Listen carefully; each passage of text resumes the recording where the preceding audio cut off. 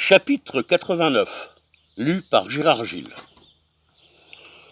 Où se continue la fameuse aventure de la duègne Doloride. Le duc et la duchesse furent enchantés de voir que Don Quichotte répondit si bien à leur intention.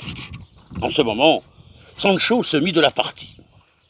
« Je ne voudrais pas, dit-il, que cette madame la duègne vint jeter quelques bâtons dans les roues de mon gouvernement, car j'ai ouï dire à un apothicaire de Tolède, qui parlait comme un chardonneret, que partout où intervenaient des duègnes, il ne pouvait rien arriver de bon. Sainte Vierge, combien il leur en voulait, cet apothicaire. De là, je conclus que si toutes les duègnes sont ennuyeuses et impertinentes, de quelque humeur et condition qu'elles soient, que sera-ce des dolentes ou douloureuses, endolories, comme on dit que cette comtesse des trois basques et des trois queues. Car dans mon pays, basque ou queue ou basque, c'est absolument la même chose. Tais-toi, mi Sancho, dit Don Quichotte, puisque cette dame duègne vint me chercher de si loin climat, elle ne doit pas être de celle que l'apothicaire portait sur son calepin. D'ailleurs, celle-là est comtesse. Et quand les comtesses servent en qualité de duègne, c'est au service de reines ou d'impératrices. Elles sont dames et maîtresses dans leur maison, et s'y servent d'autres duègnes à leur tour. À cela, Doña Rodriguez, qui se trouvait présente, ajouta bien vite « Des duègnes sont ici au service de madame la duchesse, qui pourrait être comtesse si la fortune l'eût voulu. Mais ainsi vont les lois comme le veulent les rois. Cependant, qu'on ne dise pas de mal des duègnes, surtout des vieilles et des filles, car, bien que je ne le sois pas, j'entrevois et comprends fort bien l'avantage d'une duègne fille sur une duègne veuve. Et comme on dit, celui qui nous a tondus a gardé les ciseaux dans la main. »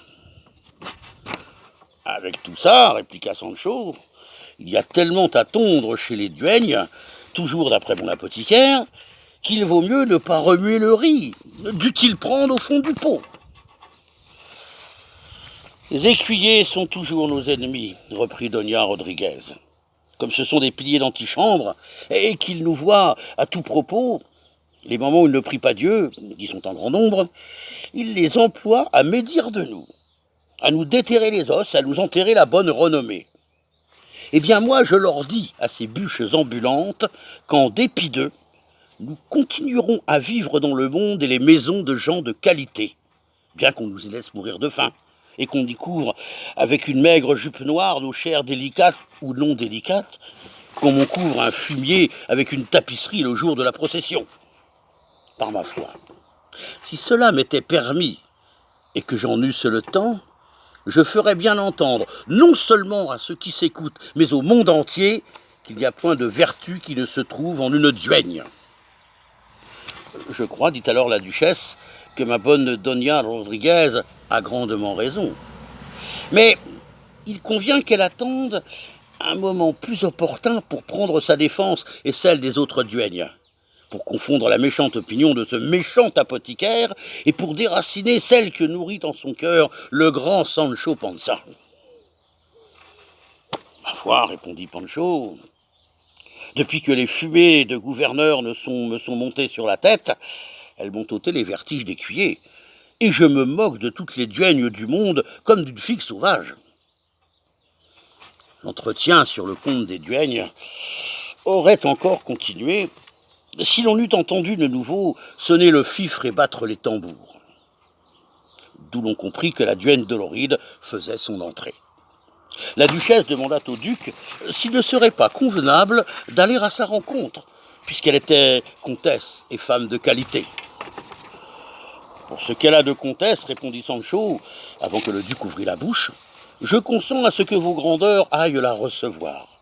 Mais pour ce qu'elle a de duègne, je suis d'avis que vous ne bougiez pas d'un seul pas. »« Qui te prie de te mêler de cela, Sancho » dit Don Quichotte. « Qui, seigneur » répondit Sancho. « Moi, je m'en mêle, et je puis bien m'en mêler, comme écuyer ayant appris les devoirs de la courtoisie à l'école de votre grâce. qui est le plus courtois chevalier et le mieux élevé qu'il y ait dans toute la courtoisie. En ces choses-là, ce que j'ai ouï dire à votre grâce, on perd autant par le trop que par le trop peu, et au bon entendeur demi-mot. C'est précisément comme le dit Sancho, reprit le duc, nous allons voir la mine de cette comtesse, et sur elle, nous mesurerons la courtoisie qui lui est due. En ce moment, entrèrent le fifre et les tambours, comme la première fois. Et l'auteur termine ici ce court chapitre pour commencer l'autre, où il continue la même aventure, qui est une des plus notables de toute l'histoire.